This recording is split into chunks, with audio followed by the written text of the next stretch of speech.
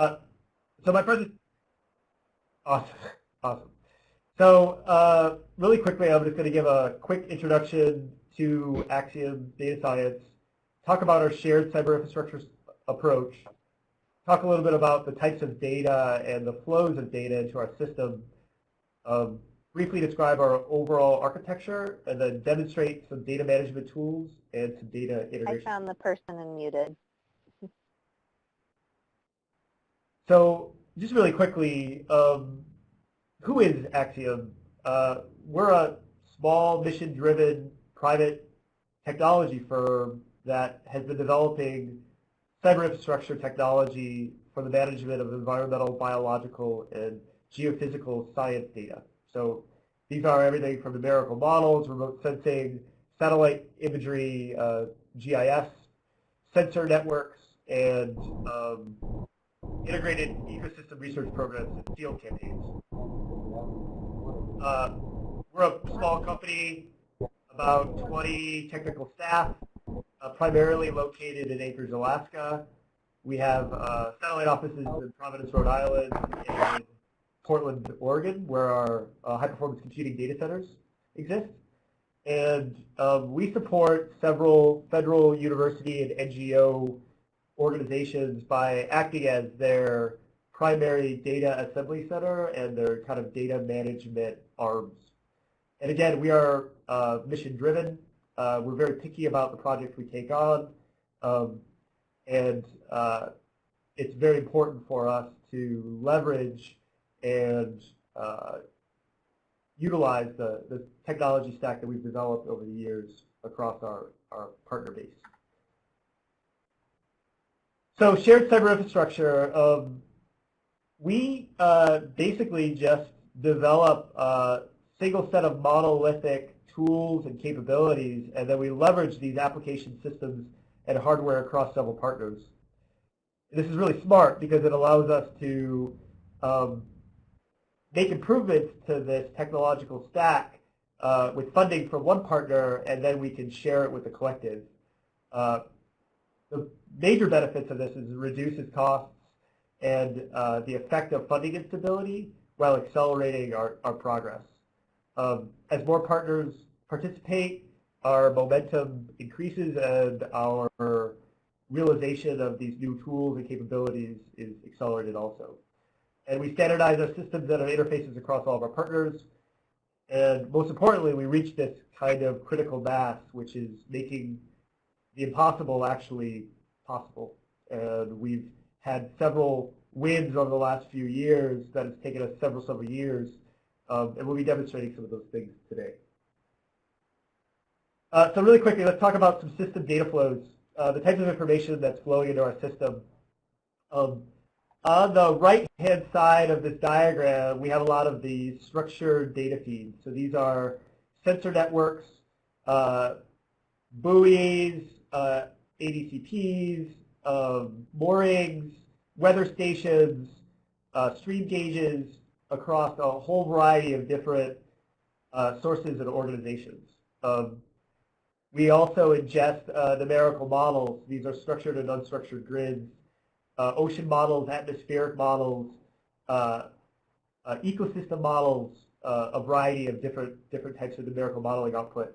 In addition to numerical models, we ingest and aggregate and curate a variety of satellite imagery products. And then we also deal with a large amount of GIS time series and GIS geospatial information. These are all, we facilitate the ingestion of all this through a series of standardized and automated processes, and then we have an ontological database that reconciles a lot of the underlying inconsistencies of these data so that our computing systems can begin to understand that a numerical model may be forecasting sea surface temperature, and a satellite may be observing sea surface temperature, and a researcher may be out on a cruise actually collecting sea surface temperature or sea temperature measurements. And those are all different types of data formats, and they all have their own nuances, but our ontological database, which underpins our system enables our computers to understand that these are the same types of information, collecting the same parameter. Up on the top here, we have our Ocean Workspace, which is really a scientific data management collaboration platform that enables groups of scientists to organize themselves into pods of workers, consolidate and standardize and control access to their data, generate standardized metadata, and actually publish their data sets out to public-facing portals and get their data into national archives such as NCEI or the Data One network. And so developing these tools that actually put the controls in the hands of the researchers to manage their own data, generate their metadata, and then publish and control access to it. And we develop a bunch of interfaces for external data systems to access the data via interoperability systems. In addition, we have a variety of these cool data integration platforms that allow visualization and exploration of the underlying data. So really quickly, just to talk a little bit about our architecture. This is something we refer to as the data knowledge pyramid. At the base of the pyramid is all of the fundamental data files. This is all of the satellite imagery or numerical models or GIS or cruise data or field data, all stored on clustered file systems or databases, those types of things. On top of that, we place all of these interoperability systems. So these are things such as Threads or GeoServer or 52 North Sensor Observation Service or ERDAP. And what this enables is the underlying data to be exposed via standard computer-readable interfaces, and it enables machine-to-machine communication. So if the Jet Propulsion Laboratory is looking to initialize and assimilate data into one of the numerical models, their machines can actually communicate with our machines and actually pull out observational data and in a seamless way actually transfer that data. On this third tier is where we have this ontological metadata. This is where our systems reconcile the underlying inconsistencies of the data so that we can do data fusion and data integration. And at the top of the pyramid is where we develop these cool web applications and these portals and tools that actually reach out to the stakeholder, scientists, any of these potential data consumers so that they can interact and explore and assess a variety of these different data sets to see if they're usable or can address their kind of current need. And the Research Workspace, which is the first tool I'm going to demonstrate right after I close out of this PowerPoint, is a place where users, again, come to organize themselves into teams, transfer and stage the preliminary data, do some analytical workflows on that data, produce kind of final data products, generate standardized metadata, and then publish these data sets out to public catalogs and the national archives. Jessica, is it possible to give me control over the desktop at this moment?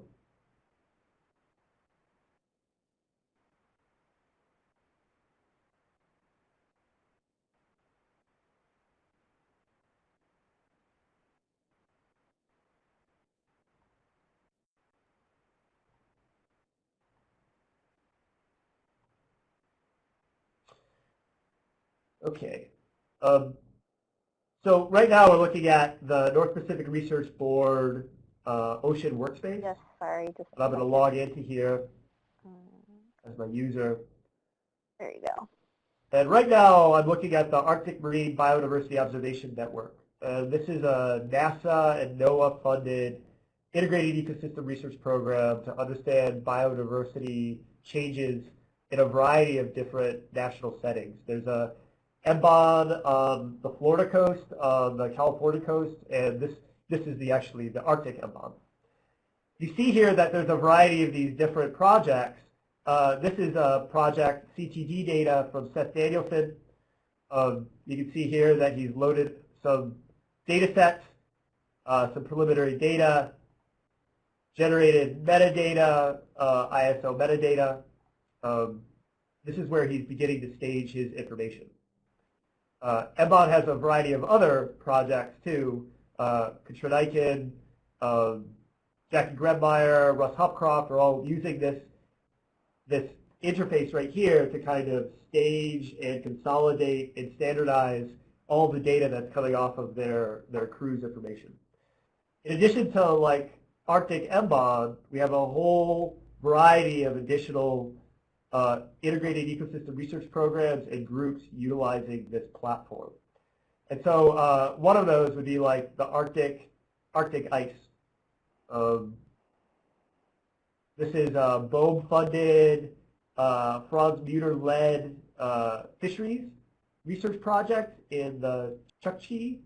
And this this kind of provides another example of use case for this platform where all of the data from this integrated ecosystem research program is being posted here and being controlled, metadata is being generated, file level metadata, things like that. Ways to kind of generate information and retain the legacy of these projects. Really quickly, I know that Guillermo, you were involved in the spin-up of the Mares project. There's another example here. Here's where the entire kind of legacy of the Mares project is being controlled. This is another example of an Arctic research group utilizing the research workspace. So just understand that we have about 700 users, yes. About 450 research projects, and we're approaching somewhere around 50 terabytes worth of data that's been pushed into this platform by kind of the Arctic research community and the Alaska research community at large. The North Pacific Research Board is using this research workspace as a tool for its annual science program and also for its AIERP, Arctic Integrated Ecosystem Research Program that's launching here shortly. So this is kind of the beginnings, the earlier components of the data management lifecycle. When research products are being produced by researchers, they aren't curated yet, they aren't published yet, but then data sets need to move out of this kind of working area into products that potential data consumers can use and scientists can use, and published out to the National Center for Environmental Information and to Data One and stuff like that. So I'm going to transition now into the other end of the technology later on in the data management lifecycle, where information is actually published and then integrated and visualized. So we're going to go now to the Alaska Ocean Observing System and launch their Arctic portal. So the Arctic portal has a variety of different data feeds and data sets that are organized into a catalog, and you can then pick and choose these geospatial temporal data sets and integrate them and overlap them on top of each other. So here we have a variety of different types of data, Alaska Shore Zone. Let's take a look at this Arctic marine synthesis that's produced by Audubon. So this details a variety of biological resources in the Bering Sea, the Chukchi Sea, and in the Beaufort Sea. Right now we're looking specifically at bearded seal distribution on this map right here, but that's one of 40 different layers that we could potentially explore here. If we roll over these data sets, we can kind of find out where these various bearded seal distributions are located and during what season they're kind of discovered. We can also load up other data. For instance, I just clicked on the walrus layer, and then we can see where walrus distribution located during a variety of different seasonal and their densities.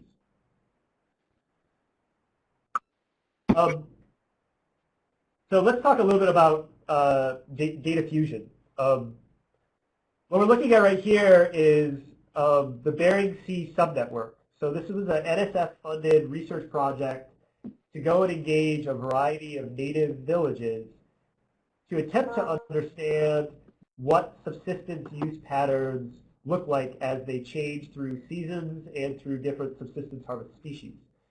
And these researchers from the Bering Sea subnetwork went out and performed about 5,000 interviews across a variety of different subsistence stakeholders at 7 or 8 communities. And they had these researchers, they had these community members, these subsistence hunters, draw polygons on maps that described what and when they were, what they were hunting for and when they were hunting for. And so the final product was actually about 10,000 polygons that piled on top of each other, and due to issues of anonymity, the actual access to those raw study footprints were not allowed. The community members were very protective of their individual hunting footprints. And so we ended up developing an interface that enables managers and researchers to access and roll up this information in useful ways. What you're looking at right now is a synthetic heat map describing subsistence harvest efforts in the community of Gamble and Savunga. And so if you roll over these honeycomb grids, you actually see some roll-up statistics that show hunting effort and by village, and actually what are they hunting. And if I click on one of these cells, I can actually build a time series that shows you in that honeycomb cell that I clicked on, throughout the year, what is the ratio of effort and what is being studied, so, what is being hunted for, excuse me. So you see here in January is that primarily people are hunting for seal and Pacific walrus. And as we move into the summer, we go to Pacific walrus and bowhead whale. And then in May, there's a peak of Pacific walrus. And then as we move into the fall, we see that they begin to shift over into salmon, seal, and so forth. We can also apply a variety of filters here. So say we were just interested in where Pacific walrus were being hunted for. So now I apply this filter, and I can see Pacific walrus. I can also move to bowhead whale to see where bowhead whale efforts are being. And then I can also cycle through either months or seasons. So where are bowhead whale being hunted in the spring? What are they being hunted in the summer? Where are they being hunted in the autumn and in the winter? And then you can start moving through actually the months and see where historically have these subsistence hunters been attempting to hunt for these various species. We can also do arbitrary analysis. If you're interested in a region, you can click to understand, say, on this left side of the island, is to understand how subsistence efforts have changed or are dynamic through time. And this approach was actually vetted and validated by village elders. So this has been adopted as a legitimate way to present this information to outside users. And it's a great success for us. In addition to looking at some of these data sets, we're working with the Arctic Domain Awareness Center at the University of Alaska Anchorage and developing some applications for all of this data integration. And so this is a common operating picture for improved domain awareness. Right now what you're looking at is a sea ice thickness projection from the HIOMAS model that's produced out of the University of Washington. This is Jinlun Zhang. And we're looking at, right now, what the sea ice is forecasted to be in terms of its thickness for the day-to-day. And down here on the bottom, you see a variety of different AIS. So this is real-time AIS vessel tracking information. If you roll over this numerical model, you can actually get back sea ice thicknesses that are being forecasted. We can move forward in time to see what HIOMAS is saying sea ice thickness is going to look like into the future. Jump to the forecast is actually 30 days into the future, so we can jump all the way to September 30th if we wanted to. We can also add additional types of data. So here's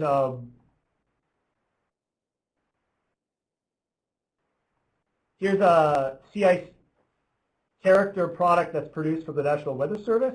This is describing sea ice character and extent as of yesterday. And if we roll over, we can actually see the sea ice encodes and the concentration. So you can see here that several of these vessels are right up against the sea ice edge, right here. And I don't know if this is real data or not. There seems to be a vessel. There was a vessel up by the Arctic, right up here. And I think that might be bad data. So the last thing I wanted to show is we're starting to deal, this is kind of some of our research and development, we're starting to deal with the ocean in 4D and beginning to deal with these multidimensional cruise sampling data sets. So what we're looking at right now is kind of a composite view of a series of cruise of a cruise. This is the Westward Wind back in August through October of 2013. You see here that here are the various profiles from the CTD casts. And as you roll over, you see on the bottom, this is actually a bathymetric profile that's produced along all of these bands. And then we have a bathymetric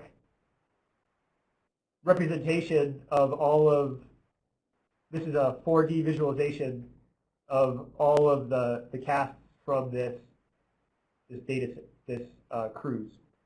And we have all of these cruises, Tiglax, a variety of all these things, and an ability to start exploring these cruise data sets in multiple dimensions and being able to actually see what these profiles are exposing. So that sums up my presentation, and I'm open for questions.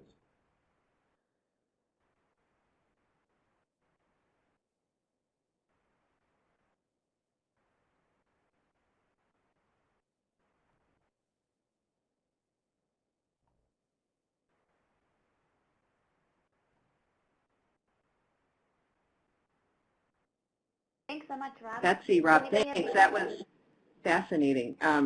This is a very mundane question. You mentioned 700 users roughly. How are you reaching those users, and are there requirements to be able to join the system? No.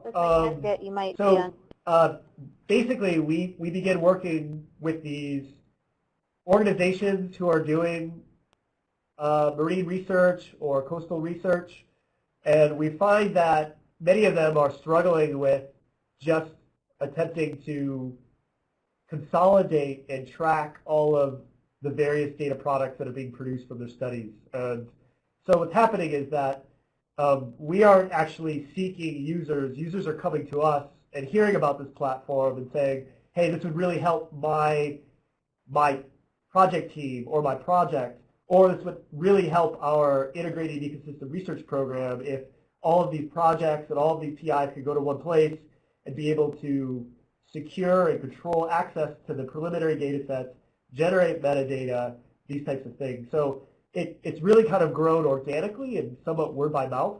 And what happens is researchers contact us or they add, we provide them with like administrative rights, so they have control over their programs or their projects, and they begin to add users themselves, and then those users log in and then be given security privileges to access project information or program information, and then they begin using the platform. But we're really surprised at how organically the community that's using this research workspace is growing, and we're very happy with it. And well, that's exciting. And over how long of a period has the group grown to that size? So we launched this Ocean workspace 4 years ago. Okay. And so we've been growing over the last 4 years. And what I demonstrated today was really the prototype. Mm-hmm. We didn't really know it was going to take off as strongly as it did.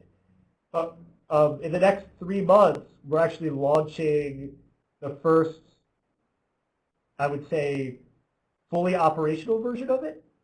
And this has a lot more capabilities, a much more advanced ISO metadata editor, and even more important is the ability to run analytical pipelines.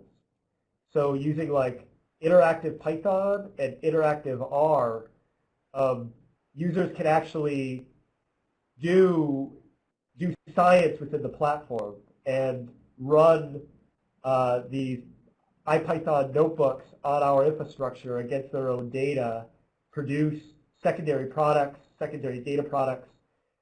And what's even more amazing is that on this new platform is they have access to all of the structured data that we've curated over the last decade. So all of those data sets I was showing, like the HIOMOS model, sea ice extent, subsistence harvest, all of that GIS information, all these numerical models, those IPython notebooks can actually analyze against that data locally.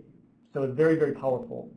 It's going to allow these users to accelerate their numerical pipelines, but also do it in a way that's truly reproducible so that you can share the workflow or the pipeline with other researchers who can then rerun it. And that's going to be very exciting. And that's going to be launched in the next like 2 or 3 months. Thank you.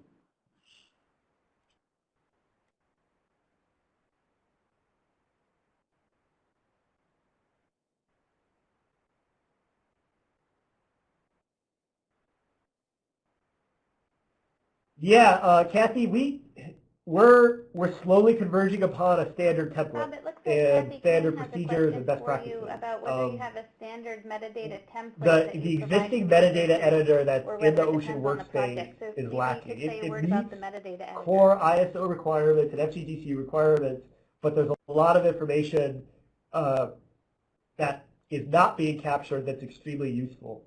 And so we're launching a new metadata editor which is much more expansive in terms of its coverage. And we're developing with Stacy Buckaloo, our data coordinator, concrete language and directives to give to the research community so that they have an understanding of what's expected of them in terms of metadata. But absolutely, like we're learning, and I think we've come to the point now where we will be advocating in a much more structured way to the researchers we work with exactly what their metadata requirements are and how to fulfill those requirements. But I agree, and this you're probably coming from a perspective of Arctic EIS, is that, you know, in the past we were a little bit unsure of exactly how to advocate for these best practices. But from this point on, I think it's going to be much more straightforward.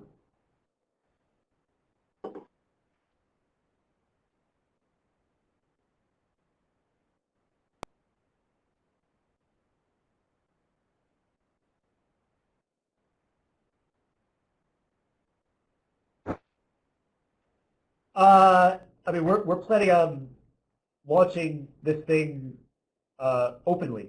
So looks like Adrian Gall basically has anyone a who is question. What are interested the in utilizing criteria the for membership platform and using the new tools that will be allowed, review, for example, the we'll Python give them notebook? access to it.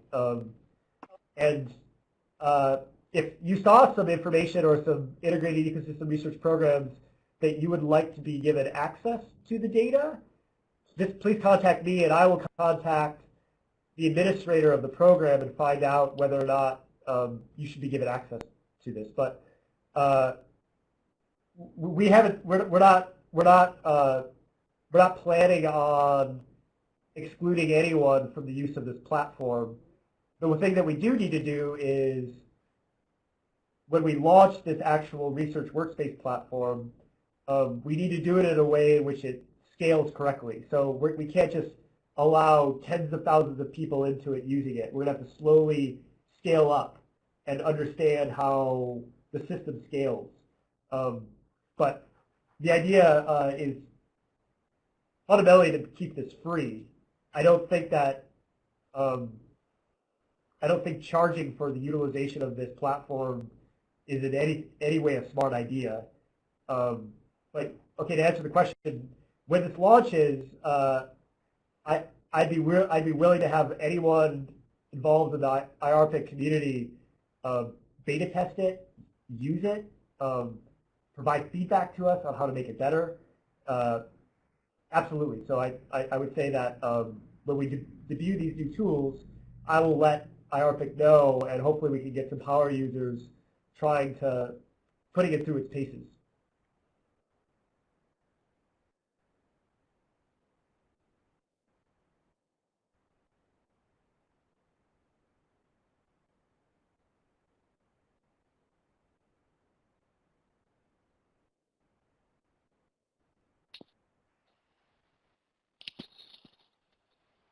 That's great. Thanks so much, Rob. We might have time for one more question if somebody on the phone has a burning question for Rob.